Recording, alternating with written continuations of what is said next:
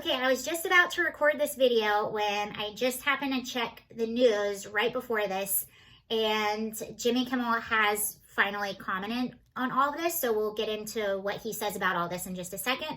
But first, let's kind of look back on the timeline with Jimmy Kimmel. If you don't know, Jimmy Kimmel is a late night comedy talk show host who has gone super political since the 2016 campaign. CNN loves him. They said that he was America's conscience. He's been very critical of the Trump administration.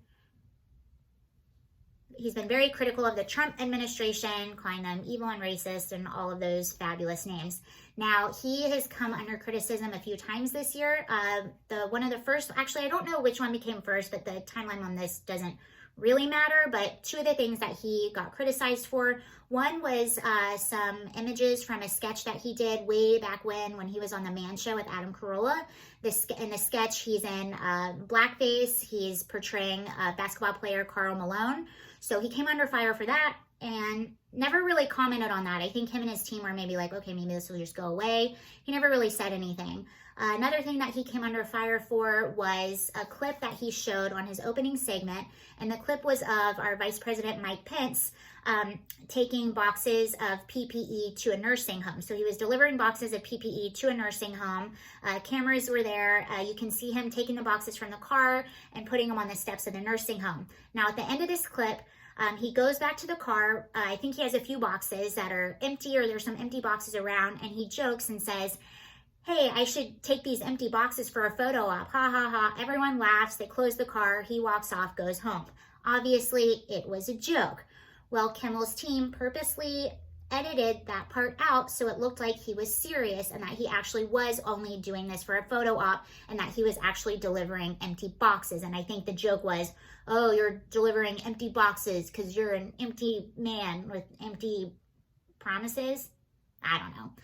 So they did that, but they very clearly manipulated the clip, and people were very soon to release the whole clip, and Jimmy Kimmel and his team actually had to come out and apologize for that. So, recently, another thing comes out against Jimmy Kimmel, and this was a song that he did on a Christmas album, a comedy Christmas album, in which he's portraying like a rapper, and he says the N-word a bunch.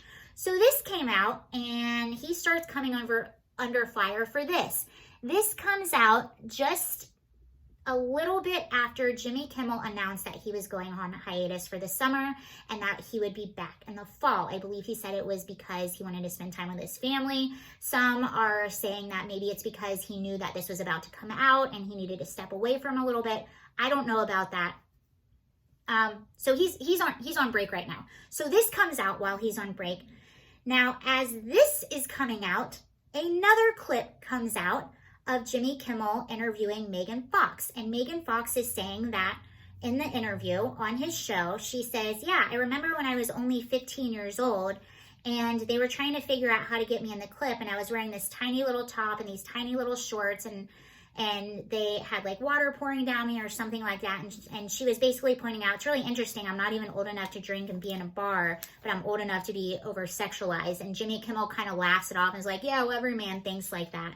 And it was just super creepy and odd. So he came under fire for that as well. So he's just kind of making everyone mad at this point. Now, before I give you his response, I just want to play a clip from an interview a few years back with Tom Arnold. Here you go. And all of a sudden, he's going along, and he's not going to be the president, Jimmy. And then The Apprentice, the Access Hollywood tape comes out. Well, that'll do him in, and it doesn't. And I'm on the phone doing an interview for stand-up comedy, and I said, you know what? As a matter of fact, I've seen this compilation tape. By the way, if you're on one of these reality shows, you know, the crew has fun. And there's compilation tapes of me doing horrible, disgusting things, of course, because I do horrible, disgusting things. But I'm also not running for president, okay? Well, and I shouldn't. Yeah. I should, absolutely not. And I said, oh, I remember this tape. I saw it. I described it exactly. He says the N-word. He calls Eric the R-word. I went through it exactly. His son, Eric. Yes. Yeah. I said now they call it the N-word tape. You know, I have friends that work on that show. There's friends that I have, and I explained exactly, and so this becomes the story. Right. Now, this is still going. Today, this week, people are talking about the Edward tape, and people have questioned me, and it's gone on this whole time. You know who does? There's two people that have never called me a liar about the Edward tape. Who? Donald Trump and Mark Burnett, because they know it's true. They absolutely know it's true. This show, and so I'm going along and I'm doing this stuff, and when I start talking about it, other big journalists, Jane Mayer, David Cord, Michael Isikoff are on my show. These are legitimate people. I'm a crazy person, you know that. Yes. But I also know... We're getting a sense of that right now. I know everything... Do you think... Can I ask you about this tape? Because I've been saying to you, you know, we're friends. I'm like, I want to hear this tape. Where is this tape?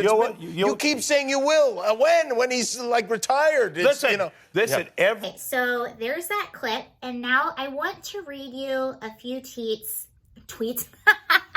Sorry. A few tweets from Donald Trump Jr.'s Twitter. So what did he say? He said, "To be clear, I'm 100% against punishing comedians for jokes. Even jokes from unfunny hack comedians like Jimmy Kimmel. But according to the left's own woke rules, at Jimmy Kimmel wants to force others to live by, it's hard to see how the ABC network allows him to help his show." Now, the reason people are laughing so much, and the reason people on the right are laughing so much, is because typically people on the right are for freedom of speech. We understand comedians make jokes that are offensive sometimes. You can't bring people under fire for doing those sort of silly things. But the interesting thing about Jimmy Kimmel is he's the one who's sort of leading that pack of cancel culture and trying to find things to make people look bad. Look at that interview he did with Tom Arnold. Mind you, those clips never surfaced. Okay. So now you're basically caught up on what's going on with Jimmy Kimmel. Let's get to a statement that he made literally just now. So he finally came out and talked about this. So this is on the Daily Wire if you want to look up this article. On Tuesday, late night host Jimmy Kimmel broke his silence concerning his past donning of blackface in the old Man Show sketches, though he did not explicitly address reports of his alleged use of the N-word over past Christmas album. In a statement released Tuesday, the embattled Jimmy Kimmel Live host took shots at folks on the right, whom he identified as those who equate apologies with weakness and cheer for leaders who use prejudice to divide us. I also would love for Jimmy Kimmel to point out exactly what Trump or anyone on the right, I follow a lot of commentators. I've never heard them say anything remotely racist. They all condemn it. So he says, "I have long been reluctant to address this, as I knew doing so would be celebrated as a victory by those who equate apologies with weakness and cheer for our leaders who use prejudice to divide us." So basically, it's a backhanded apology. He's okay. Let's continue.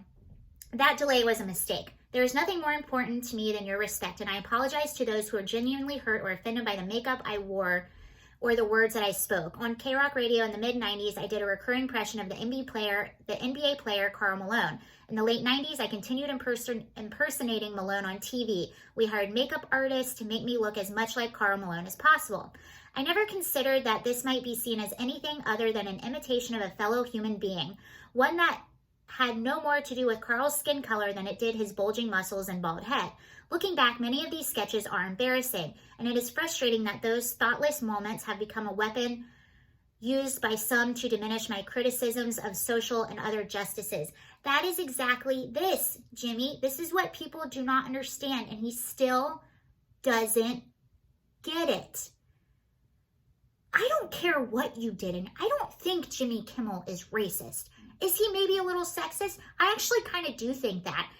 And maybe he is. I don't know, because sometimes I think a fox wears sheep's clothing, and that's exactly who he is. And a lot of liberal men are like this. They claim to be feminists, but they, in fact, are the ones who are not. And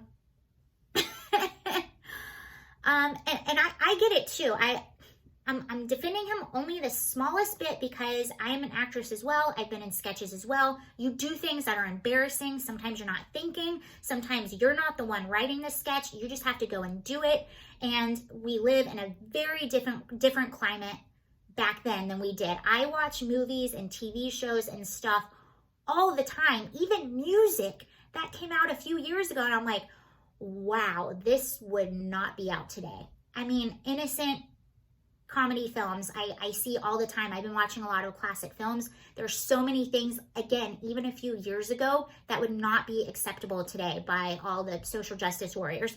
And I agree with him. I don't think you should be pulling up, unless it's something that we know for a fact was wrong, I don't think you should be pulling up stuff from people's past and using it against them the way that they are now, unless it is something that is just so unequivocally damning. But the reason that people are doing this with him is because he is a perpetrator of this. He does this all the time. He tried to do it with Donald Trump, and now he's the victim of what he has helped to create. That's the only reason people are bringing this up. He still doesn't get it. Does it say anything else? I know this will not be the last time I hear of this and will be used to try to quiet me. Yeah. I love this country too much to allow that. Oh yeah, I agree. I won't be bullied into silence. Doesn't that suck? Doesn't it suck to be bullied into silence? Doesn't it suck to have people try to frame you into something you're not, Jimmy? Doesn't that suck? I won't be bullied into silence by those who feign outrage to advance their oppressive and genuinely racist agendas. That is you, my friend. I'm not calling you a racist. I don't know that about you. I need more information. I don't think you're very smart. I kind of don't think you're a good person. And I think it's really funny. So Jimmy Kimmel is set to host the Emmys. Now this will be really interesting because Kevin Hart was set to host the Oscars and made a joke on Twitter and had to basically step down from the Oscars. Will Jimmy Kimmel step down from the Emmys? You know, I hate to say it, but I've had so many people that I've had to stop watching because I can't stand them talking about politics. Now, if you are someone that is a comedian or an actor, I love comedy. I do comedy. That's my background. I love it. If you're somebody that does that and you want to talk about politics, maybe do it on a different platform or do it on your personal time. But people tune into your show because they want to laugh. They want to escape a little bit. We have CNN. We have Fox News. We have MSNBC. We have all of these places to get our news and to get our political commentary. That's not what we want from our comedians. We already have shows that are dedicated to sort of the kind of funny comedic commentary of politics. Look at Samantha Bee or Trevor Noah.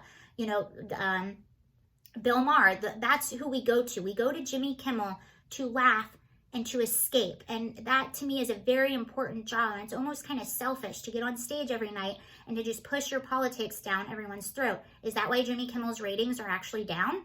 I don't know. But, you know, I'm not for finding things in people's past and using it against them to try to silence them. But I just want to bring this up because this is the exact same game that Jimmy Kimmel plays, and you play that game and it will eventually come back to bite you. You play with woke, the woke gets you. Stay out of the woke, people. All right, that's all I have. I really want to know your thoughts. Thank you so much. Bye.